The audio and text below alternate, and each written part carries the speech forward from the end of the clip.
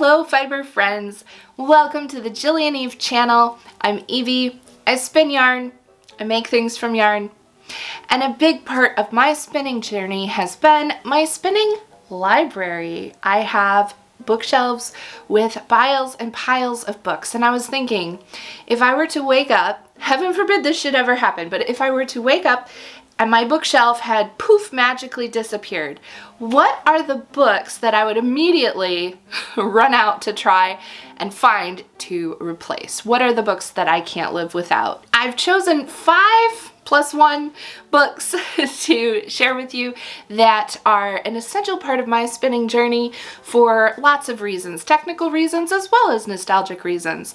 Some of these books are out of print and difficult to find. Some of these books are still in print, so I will have affiliate links for these in the description if that's the only option you have for purchasing, or if you just need to reference to find the information on these books, go there. I always appreciate your support, but also I want to make sure that we spread that love and support our local bookstores and libraries as well. So that's my big umbrella for this video. But now we've got that covered, here are the 5 books plus 1 that I can't live without. Book number 1 is this one, Handspinning, Art and Technique by Alden Fannin. Alden Fannin was a weaver and a spinner. And this book is one of the first books that I ever got for my spinning journey. It was published in 1970, and it is all black and white, which actually I find fascinating. I think that these black and white pictures give some really interesting detail on the yarn that sometimes we don't notice, or it's difficult to see when the picture is fully in color and high gloss the way that our books are currently. So I find that very valuable. I also find just the depth of technical information in this book. It's just amazing. Absolutely master of his craft. Alden Fannin also has a very distinct writing style. He uses a lot of words. I enjoy that because I like to just enjoy the language with interesting vocabulary words and well-crafted sentence. But I will say that it can be a bit verbose at times, and so if you are someone who struggles to read dense, heavily worded text and you just want the information, this may not be the book for you, but personally, I appreciate this writing style, and I really, really appreciate his depth of technical information as well. So this one will always be near and dear to my heart because it was one of the first books that I had when I was learning to spin. In that same vein, I also have The Intentional Spinner, A Holistic Approach to Making Yarn by Judith Mackenzie. Now this is another book that for me is a nostalgic book. I believe that I first initially was checking this out from my library, and it is one of the books that I used when I was learning to spin. I love how this book covers different fiber types. It has some little history sidebars. I always love a good history sidebar.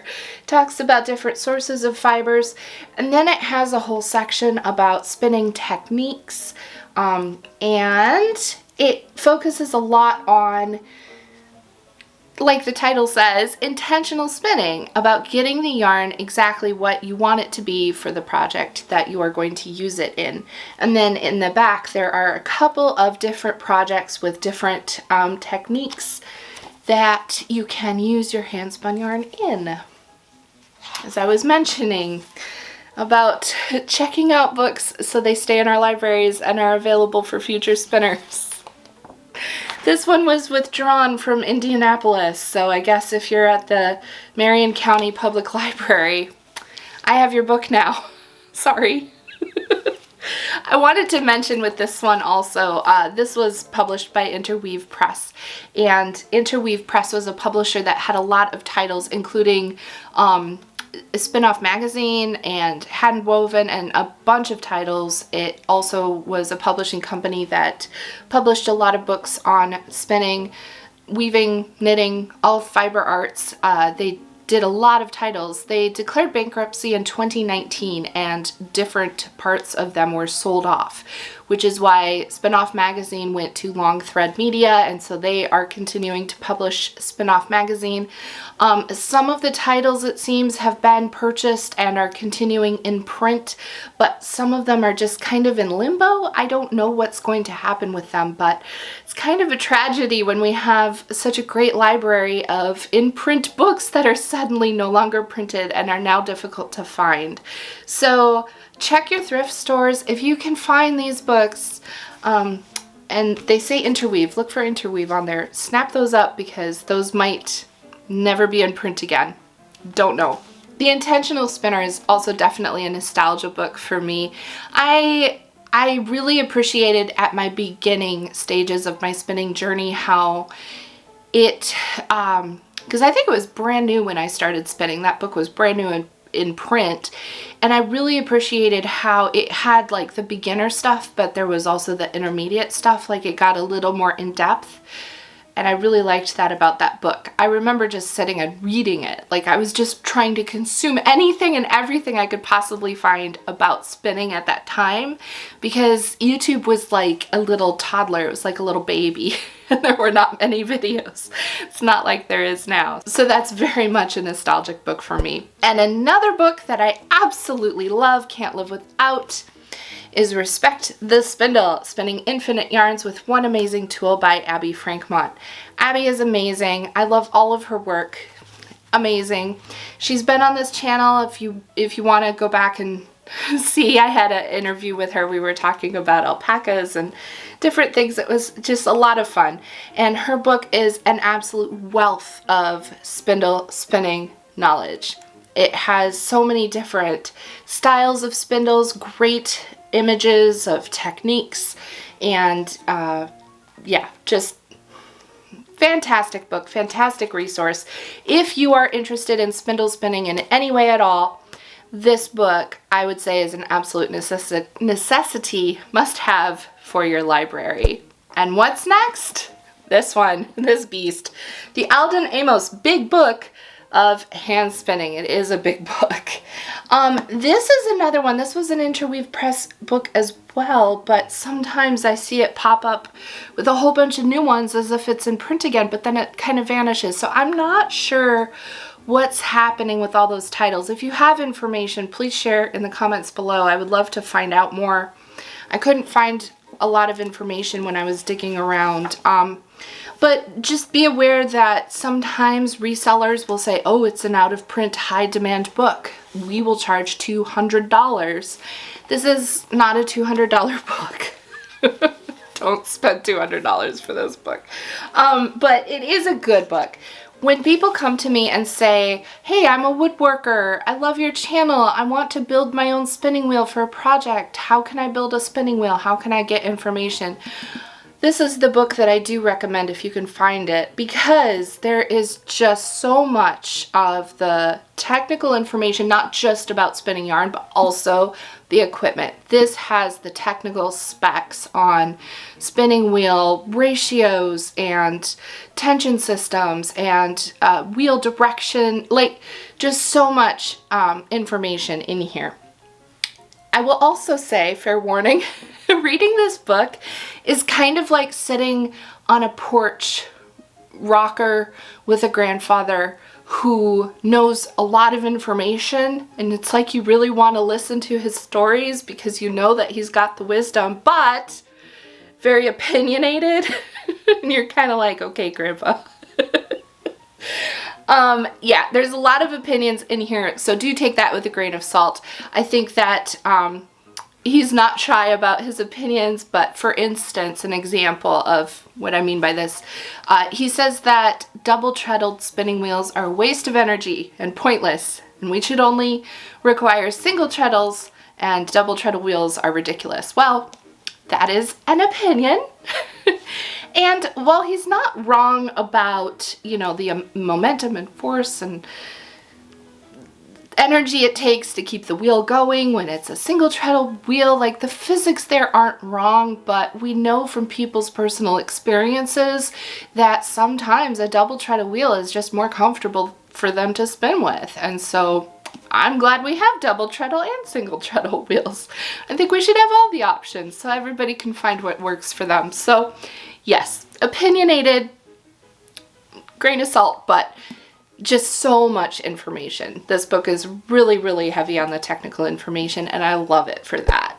This is book number 5, and I'm about to show you the plus one after that, but I'll take 1 second to say do the YouTube things. If you haven't done the YouTube things, like, subscribe, all of that.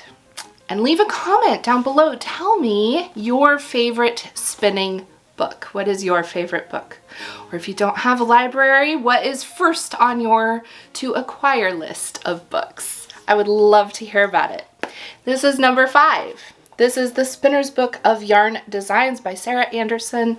I get so much information from this book. It just takes all of the different yarn designs, breaks them down into different plies, different twist directions, different ways to add texture, combine.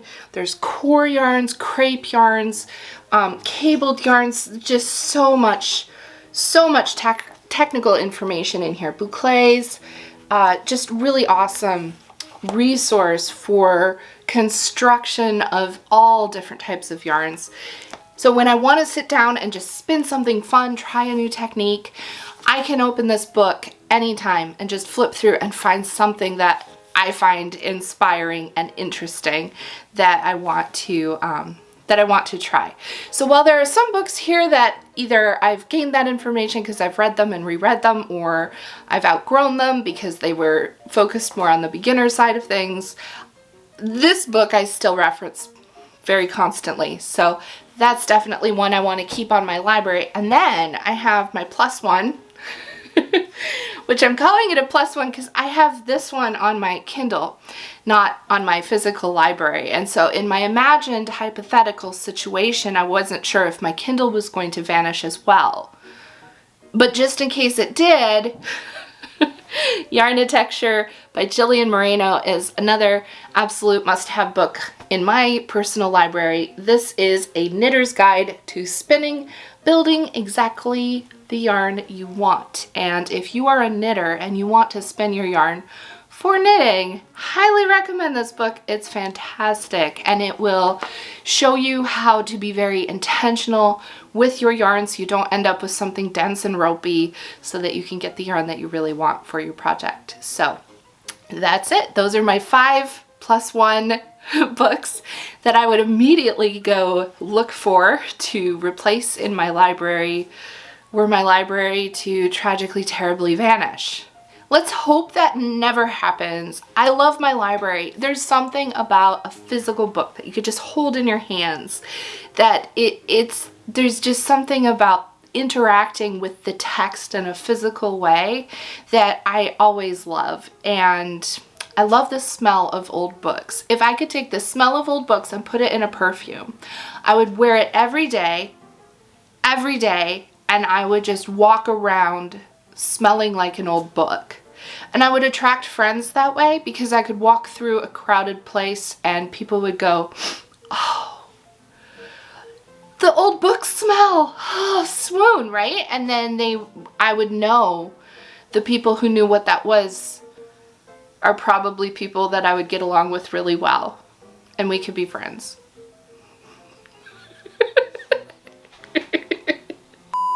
Those are my 5 plus 1 favorite spinning books. Can't live without. That would absolutely be restocked on my shelf. Let me know your favorites. I look forward to chatting with you in the comments section, and I will see you in the next video. Happy spinning.